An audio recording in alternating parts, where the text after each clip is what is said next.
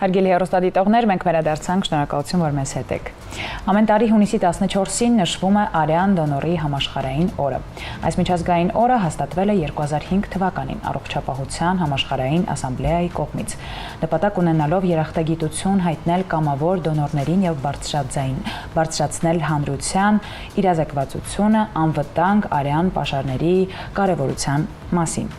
Հունիսի 14-ը պատահական չի ընտրված, այդ օրը ծնվել է ավստրիացի բժիշկ, Նոբելյան մրցանակակիր Կարլ Լանդշտայները, ով հայտնաբերել է մարդուարյան խմբերը։ Օրվա շրջանակում Յոլիան արյունաբանության եւ ռուսկաբանության կենտրոնը կազմակերպել է մեկ կաթիլ մարդասիրություն ակցիան՝ «Դարձիր դոնոր, փրկիր կյանքեր» կոչով։ Ով կարող է դառնալ դոնոր, որոնք են բացարձակ հակացություններ, ինչպես պատրաստվել արյուն հանձնելուն եւ ակցիայի շրջանակներում միջոցառումների մասին կխոսենք մեր հյուրի հետ։ Ով է մեր հյուրը, Կարեն։ Մեր հյուրն է Յոլիան արյունաբանության եւ ռուսկաբանության կենտրոնի արյան եւ դրա բաղադրամասերի պաշարման բաժնի վարիչ Արմենը Պետրոսյան։ Բարև պարոն Պետրոսյան։ Միայն այն միտքը, որ քո արյունը կարող է փրկել ինչ-որ մեկի կյանքը, դա արդեն բավ է չհետևել ոչ մի ծրագրերին, ոչ մի նախաձեռնություններին, այլ դառնալ հենց դոնոր։ Ասեմ ավելին, երբ որ մարդը արյուն է նվիրաբերում, նրա արյունը բաժանվում է բաղադրամասեր եւ ստացվում է ոչ թե մի հոգու կյանք եք դուք փրկում, այլ 3 հոգու։ Արյունը բաժանվում է էրիթրոցիտների, թրոմբոցիտների եւ պլազմայի եւ ամեն մի պացիենտի հասնում է այն, ինչի պակասը նա այդ պահին ունի։ Հետևաբար ես մի հորդոր անեմ մարդկանց, քանի որ արյունը վերականգնվող ռեսուրս է հանդիսանում, երիկ կամ չի կամ ինչ-որ այլ օրգան չէ, վերականգնվող հեղուկ հյուսվածք է։ Դրա համար պետք չէ երկար մտածել, հատկապես երբ որ գիտենք, որ հիվանդները ամեն օր կան։ Հայաստանում այսօր որքանով է զարգացած կամավոր դոնորության մշակույթը։ Մենք երկար աշխատանքներ ենք տանում կամավոր դոնորությունը զարգացնելու համար Հայաստանում, եթե մենք մեր ծրագրերը, այսպես ասած, չիրականացնենք, երևի թե մոտ 3% կկազմի կամավոր դոնորների թիվը, բայց տարբեր ծրագրերով, օրինակ արտագնա ակցիաների շնորհիվ, իրազեկման ակցիաների շնորհիվ մենք այդ տոկոսը բարձրացրել ենք մինչև 15 այս պայմանությամբ։ Տենդենսը կա, աճը կա։ Եվ օր-օրի մենք մեր սեմինարների միջոցով կամ այլ իրազեկման ակցիաների միջոցով մարդկանց հանրությանը ներկայացնում ենք ճշգրիտ ինֆորմացիա եւ վերացնում ենք թերի, թյուր միֆերը, վախերը եւ նրանք ավելի համարձակ են դառնում եւ գալիս են ու դառնում են արյան դոնոր։ Ցավոք սրտի, այսօր մեր հասարակության մեծամասնությունը մտածում է, եթե ես գնամ օրինակ հիմա ինչ-որ արյուն հանձնեմ, վայ, ինչ շատ երկար ժամանակ է պետք վերականգնվելու համար, բավորները շատ են։ Հասկանում եմ, դա տեղեկացվածության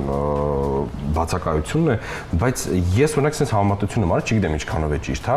մարդու օրգանիզմը ոնց որ մեքենայի շարժիչը լինի, եթե օրինակ մեքենայի շարժիչի յուղը, եթե չես փոխում երկար ժամանակ, որակա զրկվում է եւ այն օգուտ տալու փոխարեն վնաս է տալիս։ Այսինքն, եթե մարդին օրգանիզմ հաճախակի արյուն է հանձնում, այսպես ասած իր օրգանիզմին տալիս է հնարավորություն ինչ-որ չափ ֆիլտրվելու եւ եթե ճիշտ գիտեմ, այն մարդիկ, ովքեր հաճախ են արյուն տալիս, իրենց մոտ հավանականությունը կճանում է ինֆարկտների, շատ այլ խնդիրների, ավելի երկար են ապրում ու եթե չեմ սխալվում, երկաթի բաժինը օրգանիզմում շատ է եւ հաճախ արյուն հանձնելու ընթացքում դու կարծես թե թեթևացնում ես այդ բեռից քո օրգանիզմը, ճիշտ է թե ոչ։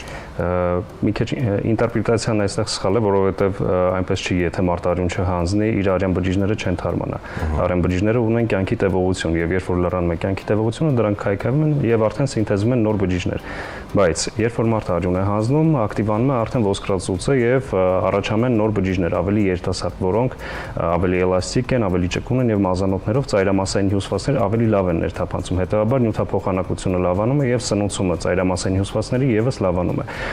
Ինչը վերաբերվում է օրգանիզմի վրա դրական ազդեցությանը, դա ճիշտ է, կան հետազոտություններ, որ սիրտանոթային հիվանդությունների ռիսկը նվազում է։ Դա հատկապես ակտուալ է տղամարդկանց պարագայում, որովհետեւ տղամարդիկ շատ ավելի հակված են վատ սովորությունների, ծխել, ալկոհոլ օգտագործել, վատսնունդ օգտագործել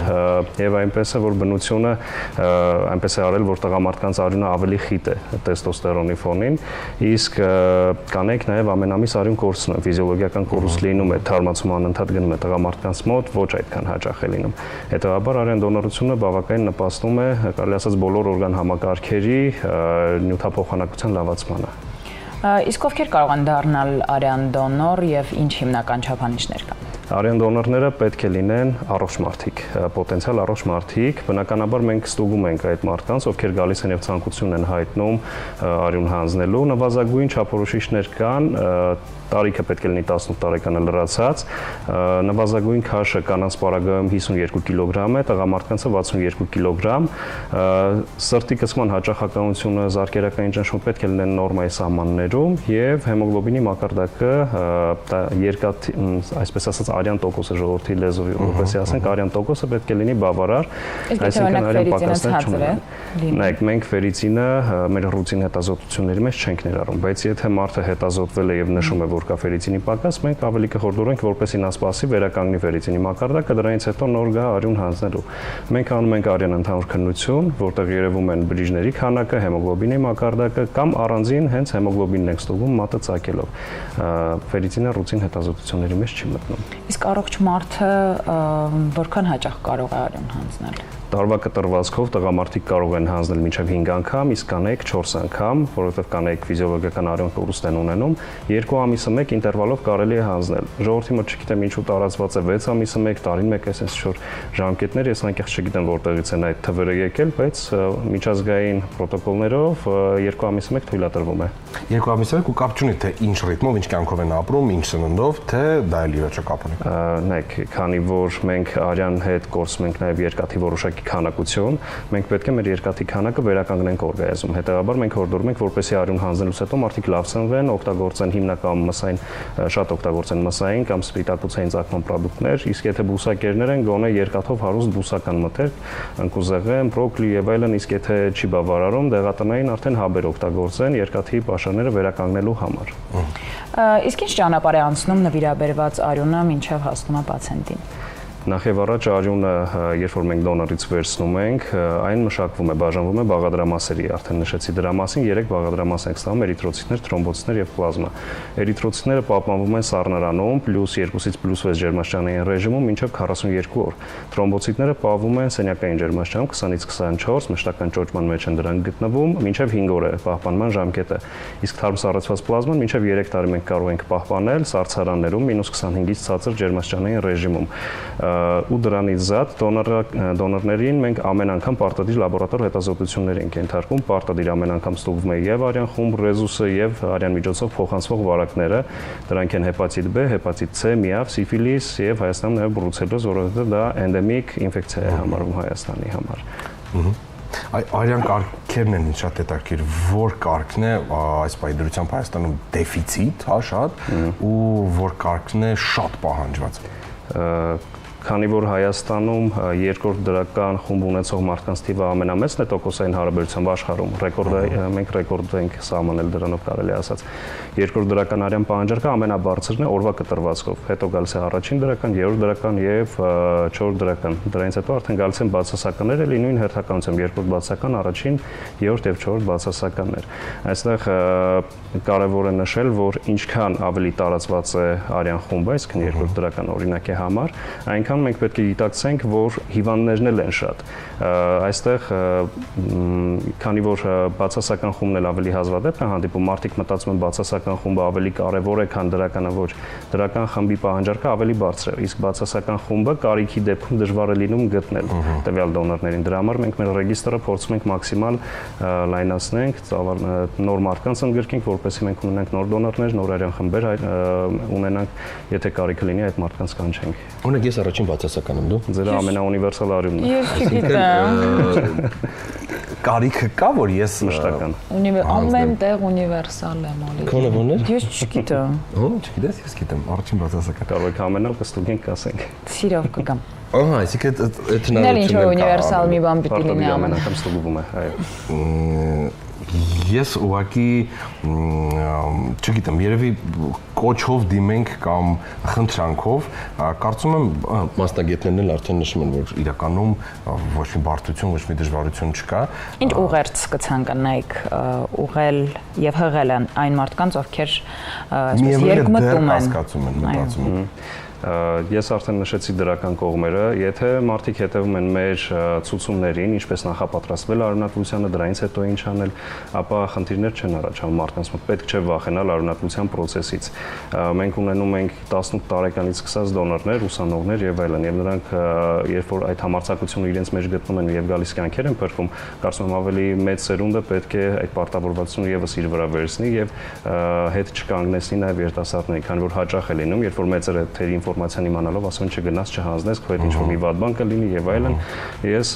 հորդորում եմ բոլորին, որպեսզի չվախենալ արյունատվությունից եւ հիշել, որ հիվանդները կան ամեն օր։ Հիվանդները ամենօրյա կտրվածքով պահանջարկը ունեն արյան։ Դրանք են արյան հիվանդություններով մարդիկ, ուռուցքով հիվանդություններով մարդիկ, մեծ վիրահատություններ, ովքեր որ պիտի տանեն, ավտովթարներն են շատացել, դժբախտ պատահարներն են տարբեր տեսակի շատացել։ Մենք պետք է դա ֆիքսենք եւ մի էլի ռեմարկ անեմ, այս տարի, նախորդ տարի մենք հասել ենք նոր ռեկորդի, տարեստարի մենք նոր ռեկորդ ենք սահմանում արյունատվության քանակով, բայց այնպիսի իրավիճակ է ստեղծում, որ ամեն օրվա կտրվածքով մենք ասում ենք այսինչ խումբը դեֆիցիտ է, մեզ անհրաժեշտ են էլի դոնորներ, էլի այդ քանակը ինչքան է ռեկորդային է, մենք միևնույնն է չենք հասցնում պահանջարկին։ Ավելի ու ավելի շատ է անհրաժեշտությունը դառնում արյան։ Հետևաբար հորդորում եմ բոլորին, որպեսզի հանձնեք արյուն եւ փրկեք կյանքեր։ Ժողովրդի մեջ էլ չկա ասենց ինչ որ խոսք է, որ ասում են այս կարգը կարող է այն մյուս կարգին արյուն տալ։ Կա նման բան եւ որ կարգերն են։ Օրինակ առաջին բացասականը համարվում է ամենաունիվերսալ արյունը, որովհետև այսօրվա դրությամբ առհասարակ ընդունված է ամեն խմբին իր խմբի արյունը փոխներարկել։ Դա շատ հազվադեպ է լինում, երբ որ այլ խմբի արյուն են փոխներարկում, օրինակ առաջին բացասականը, եթե այդպես նայենք, կարելի է փոխներարկել բոլոր մյուս արյան խումբ ունեցող մարդկանց, բայց մինչ փոխներարկելը մեծ աշխատանք պետք է արվի։ Դա ավելի շատ իրականացում է ինչ-որ արտակարգ իրավիճակներում, ռազմադաշտային պայմաններում եւ այլն։ Այսօրվա դրությամբ ամբողջ աշխարհում ընդունված է ամեն խմբին իր խումբը փոխներարկել։ Իսկ որ խմբին ընդհանրապես ոչ մի խումբ չի կարող։ Կա նման բան, թե նման բան կա աշխարհում գոյություն ունի ոսկե արյուն կոչվածը 50 տարվա մեջ հայտնաբերվել է ընդամենը 43 հոգու մոտ եւ այդ մարդիկ կարող իրենց արյունը համարում են ունիվերսալ, իսկ նրանք կարող էին արյունը իրենց նվիրաբերել թե դրական թե բացասական խումբ ունեցող մարդկանց, բայց իրենք հենց տվյալ արյունից պետք է ստանային, դրա համար այդ մարդիկ այսպես ասած ծևորվա համար գնում էին արյան բանկ հանձնել, որ հանկարծ իրենց ինչ-որ մի բան լինի, այդ պաշարը լինի, որպես իրենց կարողանան փոխներարկել։ Իսկ ինչպես են հասկանում, որ ոսկե արյուն։ Չէ, դեռ կենտրոն արյուն հանձնես, չէ՞։ Զգում եմ, որ իմը նման ինչ-որ մի բան պետք է լինի։ Կարծում ես առաջիկա պլաններում մի կետ ավելացա, որ գնաս արյուն հանձնես եւ կիմանաս որ կարգ է։ Ֆերիտինս կարգավորեմ եւ մեծ սիրով պատրաստում։ Նաեւ միֆեր գոյություն ունեն, որոնցից մեկը դա դաջվածքների վերաբերյալ միֆն է, որ դաջվածք ունեցող մարդիկ այլևս չեն կարող արյան դոնոր լինել։ Դա ամենատարածված միֆերից մեկն է ամբողջ աշխարհում, դաջվածք ունեցող մարդիկ կարող են արյուն հանձնել, ուղղակի դաջվածք անելուց հետո պետք է անցնի 6 ամիս եւ արդեն կարելի է արյուն հանձնել։ Դաջվածքը իրենից ներկայացնում է մաշկի ամբողջականության խախտում եւ եթե մենք կասկածենք տատու մաստերի գործելավոճի վրա, այսպես ասած, եթե նա անբարեխիղճ աշխատանք անի եւ տարբեր մարդկանց նույն գործիքով դաջվածք անի, հնարավոր է արյան միջոցով փոխանցող վարակների փոխանցում։ Դրա համար է, որ մենք այդ սպասման ժամկետը տալիս ենք, բայց կան նաեւ օրինակ ԱՄՆ-ում կան նահանգներ, որտեղ լիցենզավորված են տատու սալոնները եւ այդ բոլոր ասեղները, այսպես ասած, QR ունեն եւ դաջվածքից հետո նույնիսկ սպասման ժամկետ էլ չկա։ Իսկ այս վերջին շրջանում կարող եք ինչ-որ մի դեպք հիշել, որ դոնորական արյունը վճռորոշ դեր է խաղացել մարդու կյանքում։ Հավատացեք, դա ամեն օր է տեղի ունենում։ Դա ամեն օր է տեղի ունենում տարբեր հիվանդանոցներում եւ տարբեր տարիքի մարդկանց մոտ, սկսած նորածնային տարիքից մինչեւ ամենածեր մարդկանց։ Փրկենք կյանքեր։ Եվ եթե ունենք ժամանակ, վերջին հարցս է, եթե միֆերի հաշարքը շարունակենք, այլ որ միֆն է, որը շատ արդի ու տարածված է հասարակության։ Ամենատարածված միֆերից մեկը այն է, որ արյունատվությունը առաջացնում է այսպես ասած կախվածություն, այսինքն օրգանիզմում սկսում է ավելի շատ արյուն արտադրվել եւ պետք է հետո գնաս արյուն հանձնես, որպեսզի քեզ լավ զգաս։ Եթե չհանձնես, արդեն ինքնազգացողության վատացումներ կլինի։ Դա ինչու է սխալ, որովհետեւ մեր օրգանիզմը այնքան ռեսուրս է օգտագործում, ինչքան որ իրեն անհրաժեշտ է։ Եթե մենք մեր կտրենք օրինակի համար պատահաբար մի փոքր արյուն գնա, դա չի նշանակում, որ մեր օրգանիզմը սկսել է ավելի շատ արտադրել։ Արտադրվում է այնքան, ինչքան որ դրա կարիքը կա։ Դա ամենատարածվածներից հետաքրքիրներից մեկը մի աղջիկ մեր դոնորներից ասաց ընկերուց ձեր մոտ արյունը հանձնել 6 ամիս հետո չաղացել է, կարող է ես էլ չաղանամ։ Ես չգիտեմ անկեղծ ասած 6 ամիս հետո ում հետ ինչ կլինի։ Ճիշտ է, հորդորում ենք որպեսզի լավ սնվեն, բայց միգուցե այդ հորդորը չափից դուրս լավ ասում էլի։ Չափից ավել դուրս։ Ներկայացել է, չէ, տատիկներն են հաստատ ասել, բալես արյուն ես հանձնել, հələ այս ամբողջ ծառնալը Պլյուս 20 կիլոգրամ։ Չես նվարա։ Շնորհակալ ենք շատ բան, ես ժամանակ հատկացնելու Ձեզ լավ օրվա շարունակություն։ Այո,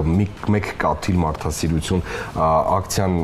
շատ Արի մինչև տարվա վերջ գնանք եւ հանձնենք։ Մինչև տարվա վերջ գոնե 2-3 անգամ իմ կարծիքով կհասցնենք։ Ես նաև հուշում անեմ, մենք ունենք արտագնա ակցիաներ իրականացնելու հնարավորություն, այսինքն պարտադիր չէ, որպեսզի մարդիկ գան հասնեն Արյան բանկ, մենք ունենք ծառայություն, երբ որ եթե կամավորների խումբ է հավաքում ինչ-որ կառույցում, մեզ հետ կապվում են ու մենք գնում ենք տվյալ կառույց ու այդտեղ հենց տեղում ենք իրականացնում Արյան հավաքագրումը։ Կգաք մեր հեռուստաընկերություն։ Մանրամասներին այլ ինչ-որ հարցերի պատասխաններին երևի Facebook-յան էջեր, Instagram կա։ Yeolian.org